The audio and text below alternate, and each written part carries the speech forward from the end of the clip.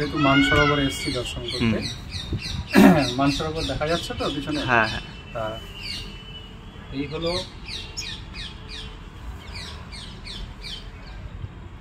এবার খুব মন দিয়ে শুনবে মানসরোবরের মহিমা কি। এটা দাপর যুগের খুব সুন্দর একটি ভগবান শ্রীকৃষ্ণের নীলাস্থলী। এই জায়গাটার নাম মানসরোবর কেন হলো? আমাদের ব্রজের মধ্যে এরকম অনেক সরোবর রয়েছে, 100টির উপরে সরোবর আছে। মানসরোবর, কুসুম সরোবর, পাবন সরোবর, নয়ন সরোবর, এরকম অনেক সরোবর আছে। তার মধ্যে এটি হলো মানসরোবর। পূর্বে এটার নাম মানসরোবর ছিল না। এটার নাম মানসরোবর কেন পড়েছে, মানসরোবর কেন বলা হয়, এটা জানতে হবে। তার জন্য খুব মন দিয়ে শুনবেন। এক সময় ভগবান যেরকম শ্রী রাধারানী এবং গোপীদের সঙ্গে রাস বিলাস ইত্যাদি করে থাকেন, আর নিত্য নীলাস্থলীর মধ্যে ভগবান আজ প্রেম সরোবর, কাল কুসুম সরোবর, পরশু ভান্ডির বন, কখনো বংশীবট, কখনো পাবন সরোবর ইত্যাদি বিভিন্ন বিভিন্ন সুন্দর সুন্দর যে নীলাস্থলীগুলো, সেই জায়গায় গিয়ে শ্রী রাধারানীর সঙ্গে বিহার করেন। সেখানে দিব্য রাসের আনন্দ প্রাপ্ত করা হয়। সমস্ত সব গোপীদেরকে নিয়ে ভগবান দিব্য লীলা প্রকাশ করেন। তা শ্রী রাধারানীকে গোবিন্দ কথা দিয়েছেন যে আমি তোমার কাছে দেখা করতে আসবো। তা রাধারানী প্রতীক্ষারত রয়েছেন। খুব মন দিয়ে শুনবেন কিন্তু, রাধারানী প্রতীক্ষারত রয়েছেন। বংশী বটের তটে শ্রী রাধারানী বসে বসে গোবিন্দের প্রতীক্ষা করছেন।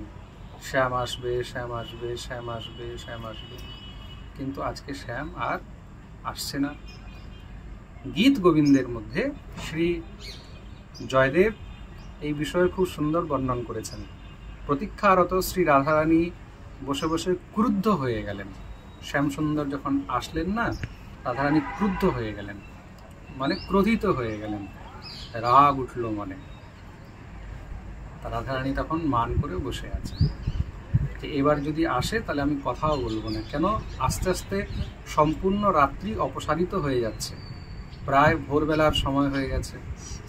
ভগবান যখনই এসে উপস্থিত হয়েছেন নিত্য নিকুঞ্জে, নিকুঞ্জে উপস্থিত হতেই তখন ললিতা সখী গোবিন্দকে ধরেছেন, শ্যাম তুমি এখন রাধারানীর কাছে যে যাচ্ছ, রাধারানী এখন অনেক রেগে আছে, ক্রুদ্ধ হয়ে আছে, ক্রোধিত হয়ে রয়েছে। তুমি এখন গেলে কিন্তু এখন রাধারানী তোমার উপরে নিজের ক্ষোভ ভাজন করবেন। তাহলে এখন কি করতে হবে?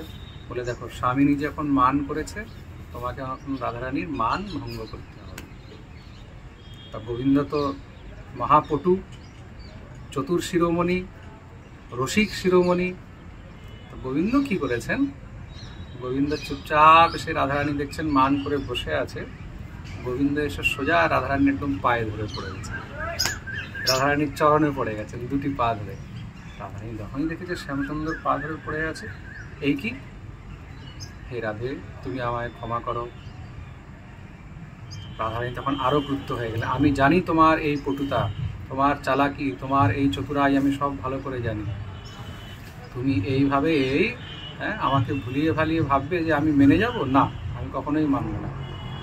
এইভাবে দীর্ঘ সময় পর্যন্ত গোবিন্দ রাধারানীকে মানাচ্ছেন, রাধারানীর মান ভঙ্গ করছেন। শ্রী রাধারানীর চরণ ধরে বসে আছেন। আপনারা যখন আসবেন এই মানসরোবরে আসলে তখন দর্শন করবেন। আজও এখানে মান বিহারী ভিতরে যে মন্দিরটা আছে, ওখানে কিন্তু বিগ্রহ নেই। একটা মন্দিরে শুধু শ্রী রাধারানীর ছোট একটি শিলা বিগ্রহ আছে, আর পাশের মন্দিরে গোবিন্দ রাধারানী। একটি মন্দিরে এখানে দেখবেন শ্রী রাধারানীর শিলা বিগ্রহ আছে, আর পাশেই আরেকটি মন্দিরের মধ্যে গোবিন্দ রাধারানীর চরণ ধরে বসে আছেন, রাধারানীর মান ভঙ্গ করছেন। এই দর্শন আপনারা করবেন। এই প্রকার গোবিন্দ রাধারানীর মান ভঙ্গ করলেন, আর এই সরোবরের মধ্যে শ্রী রাধারানীকে নিয়ে দিব্য বিহার করলেন। তা তখন গোবিন্দ রাধারানীকে কথা দিলেন, দেবী আজ যেইভাবে তোমার মান ভঙ্গ করেছি, যেই জীব এইখানে এসে মানসরোবরে স্নান করবে, যেই জীব এই মানসরোবরের জল আচমন করবে, সে তোমার কৃপা প্রাপ্ত করবে, সে তোমার আনুগত্য প্রাপ্ত করবে, সে গোপী ভাব প্রাপ্ত করবে। তার অন্তরের সাংসারিক যত মান আছে, অভিমান আছে, সেগুলো সব নাশ হয়ে যাবে। এটা হলো এই মানসরোবরের মহিমা। আর পরবর্তীকালে যখন দিব্য রাস হয়েছে, সেই রাসের সময় দেবাদিদেব মহাদেব যখন এসেছিলেন এখানে, প্রভু রাসে আর প্রবেশ পাচ্ছেন না, তখন ললিতা সখী মহাদেবকে বললেন, যাও তুমি কি মানসরোবরে ডুব দাও। আর এই মানসরোবরে এসে তখন তিনি ডুব দিয়েছিলেন। আর এই মানসরোবরে ডুব দিয়ে তখন তিনি গোপীভাব প্রাপ্ত করলেন আর রাসে প্রবেশ পেলেন। এই হলো মানসরোবরের মহিমা। বলো মান বিহারী ভগবান কি জয়, শ্রী রাধা রানী কি জয়, জয় জয় শ্রী রাধে শ্যাম।